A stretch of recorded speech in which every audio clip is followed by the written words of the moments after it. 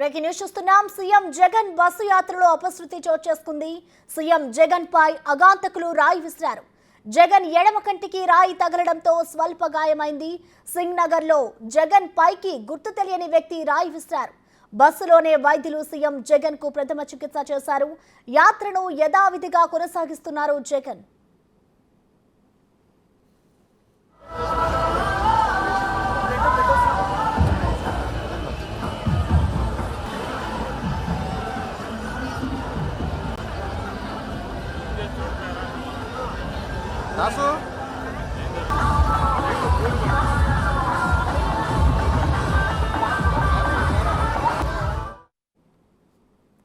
ఈ ఘటనకు సంబంధించిన కంప్లీట్ డీటెయిల్స్ మా ప్రతినిధి శివ లైవ్ లో అందిస్తారు. శివ, చెప్పండి, అసలు జగన్ పై ఈ దాడి ఎన్ని గంటలకు చోటు చేసుకుంది? అలాగే ప్రస్తుతం జగన్ పరిస్థితి ఏ విధంగా ఉంది? వైద్యులు ఎలాంటి మెడికేషన్ ఇస్తున్నారు? శివ,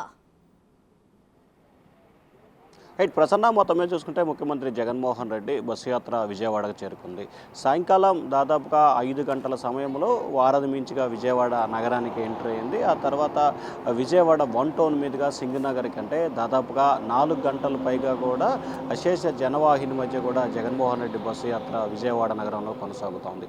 సింగ్ నగర్ సంబంధించి వచ్చిన తర్వాత కొట్ల సెంటర్లో ఒక్కసారిగా జగన్మోహన్ రెడ్డికి సంబంధించి కూడా పూల వర్షాన్ని నాయకులు, కార్యకర్తలు, అభిమానులు పూల వర్షం కురిపించారు.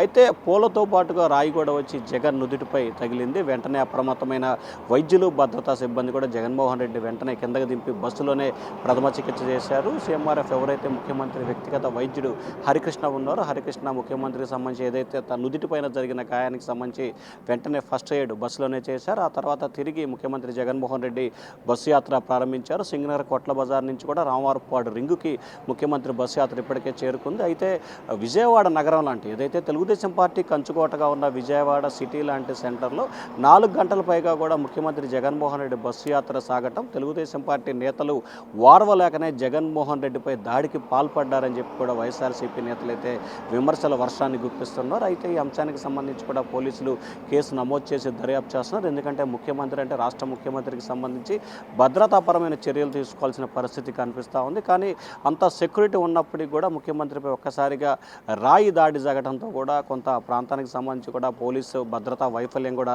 కనిపిస్తూ ఉందని చెప్పి కూడా వైఎస్ఆర్సీపీ నేతలు అయితే ఆరోపిస్తున్న పరిస్థితి కనిపిస్తూ ఉంది. అయితే ముఖ్యమంత్రిపై జరిగిన దాడికి సంబంధించి కూడా పోలీసులు ఇప్పటికే విచారణ ప్రారంభించినట్టు తెలిసింది. కావాలనే వేశారా, లేకపోతే కోళ్లతో వేస్తున్న క్రమంలో రాయదన్న వచ్చి తగిలింది అనే దానికి సంబంధించి కూడా పోలీసులు అయితే విచారణ జరుపుతున్నట్టు తెలుస్తూ ఉంది. ఏదేమైనా సరే ముఖ్యమంత్రి నుదుటిపై అయితే గాయమైంది. వెంటనే ఫస్ట్ ఎయిడ్ చేశారు. ప్రస్తుతం అయితే ముఖ్యమంత్రికి ఎటువంటి ప్రమాదం లేదని చెప్పి కూడా వైద్యులు చెప్పారు. తిరిగి ఆయన బస్సు యాత్రను అయితే కొనసాగిస్తూ ఉన్నారు. ప్రసన్న, శివ, ఆయన తిరిగి ఏదైతే ఈ దాడి జరిగిన అనంతరం కూడా ఆయన తిరిగి మళ్ళీ బస్సు యాత్రని కొనసాగిస్తున్నారు కదా, మరి ప్రెసెంట్ అక్కడ సెక్యూరిటీకి సంబంధించి ఎలాంటి జాగ్రత్తలు తీసుకున్నారు శివ ప్రెసెంట్?